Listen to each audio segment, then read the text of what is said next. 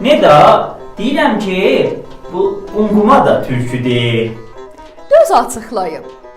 Urmuc gölünün sahilindəki Xamnə şəhərinin qədim adı Xumna və ya Qumna idi. Araz qırağında Xumarlı ya Qumarlı adında şəhri və İranın mərkəzindəki Qum şəhərini də yadınızda saxlayın. Biraz Qumdan aşağıya gedək. Mərkəz ustanında Komeycan adında şəhər var ki, indi də hamburda türkü danışır. Komeycanın qədim adı Qumican idi. İsfahanın da Xansar şəhrinin qədim adı Xumsar ya Qumsar imiş. Bunlardan əlavə də Simnanın qədim adı hamı tarixçilər Qumeş deyiblər. Dediyimiz şəhərlərin hamısında Qum kəlməsi var. Qum türkçədə şen və masa mənisindədir.